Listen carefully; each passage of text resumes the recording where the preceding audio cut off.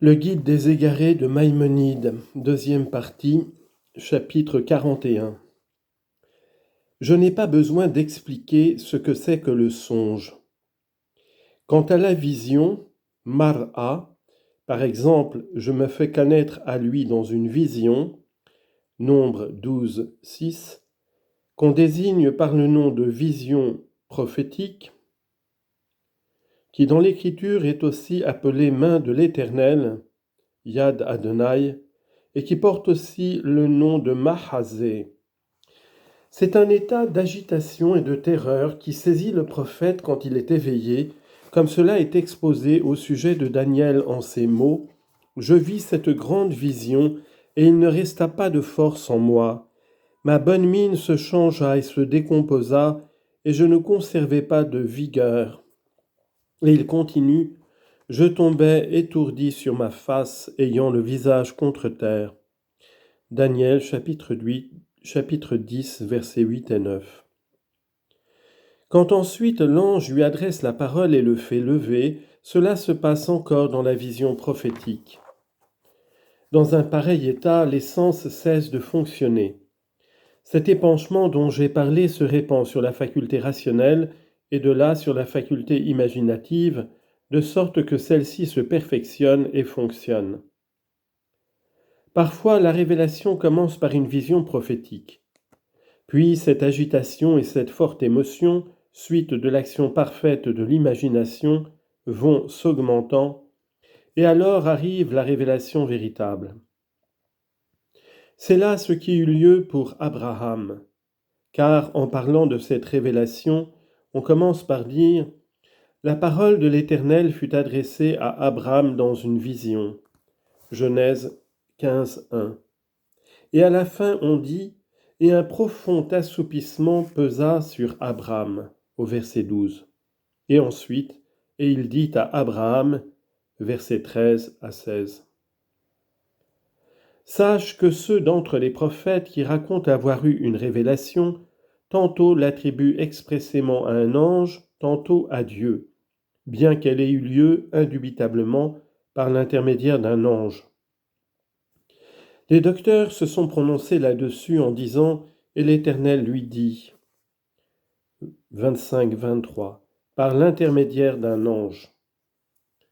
Il faut savoir que toutes les fois qu'un passage de l'Écriture dit de quelqu'un qu'un ange lui parla, ou que la parole de Dieu lui fut adressée, cela n'a pu avoir lieu autrement que dans un songe ou dans une vision prophétique.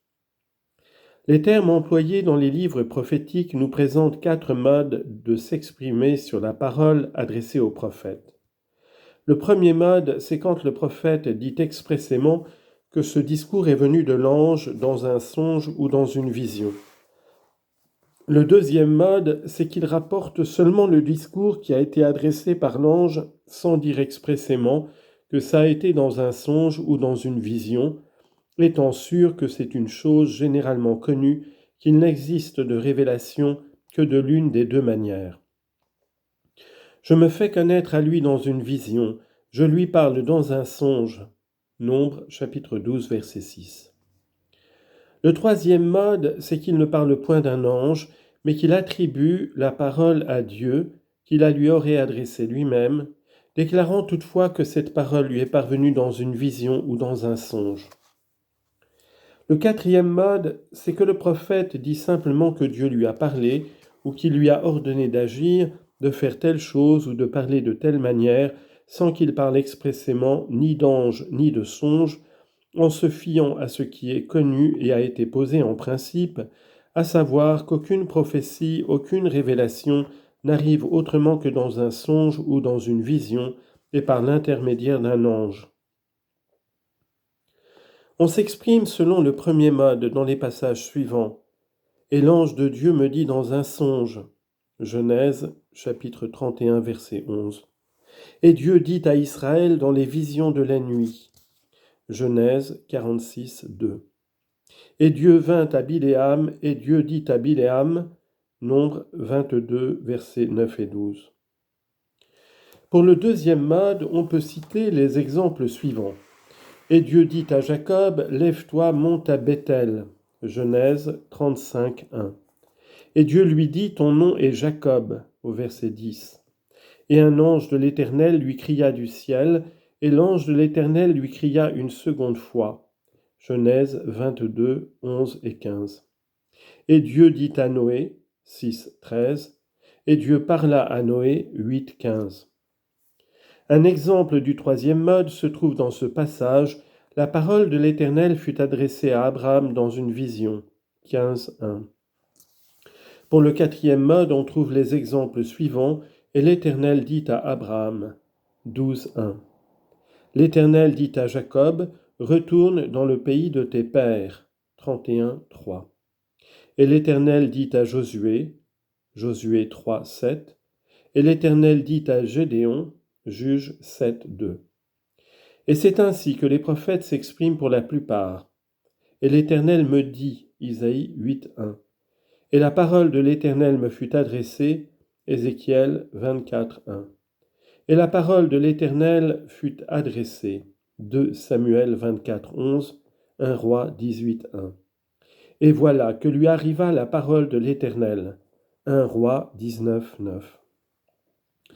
La parole de l'Éternel fut adressée, Ézéchiel 1, 3. Première allocution de l'Éternel à Osée, Osée 1, 2. La main de l'Éternel fut sur moi, Ézéchiel 37, 1 et 41. Il y a beaucoup d'exemples de cette espèce. Tout ce qui est présenté selon l'un de ces quatre modes est une prophétie, et celui qui le prononce est un prophète. Mais quand on dit « Dieu vint auprès d'un tel dans un songe de la nuit », il ne s'agit pas là de prophétie, et cette personne n'est pas prophète.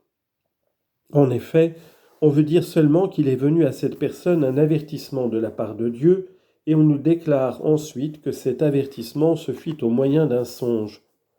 Car de même que Dieu fait que telle personne se mette en mouvement pour sauver une autre personne ou pour la perdre, de même il fait naître, au moyen de ce qu'on voit dans un songe, certaines choses qu'il veut faire naître.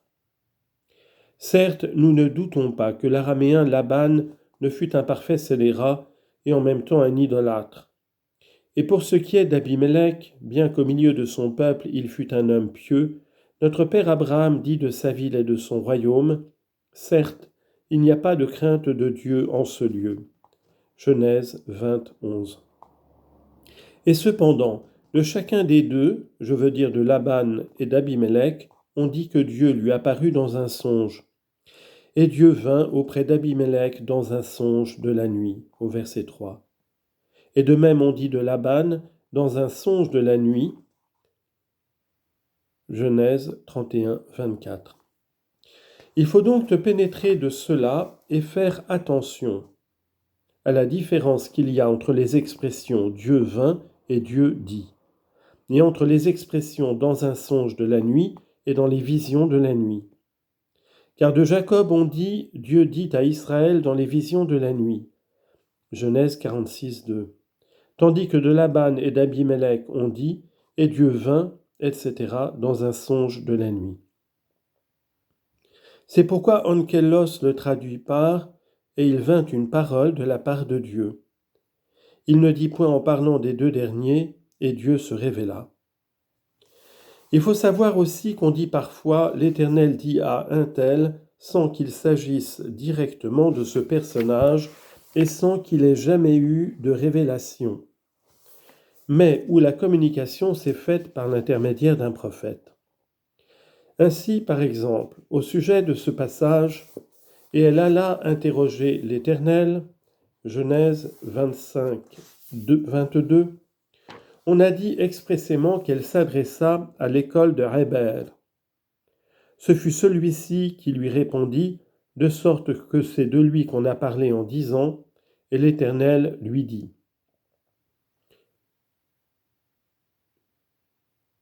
Genèse, chapitre 25, verset 23. S'il est vrai qu'on a dit aussi, et l'Éternel lui dit par l'intermédiaire d'un malach, ange ou messager, on peut interpréter cela dans ce sens que c'est Héber qui est le malach, car le prophète aussi est appelé malach, comme nous l'exposerons. Il se peut aussi qu'on ait voulu indiquer l'ange qui apporta cette prophétie à Héber, ou bien il se peut qu'on ait voulu déclarer par là que, partout où l'on trouve un discours simplement attribué à Dieu, il faut admettre l'intermédiaire d'un ange, et cela pour tous les prophètes en général, comme nous l'avons exposé.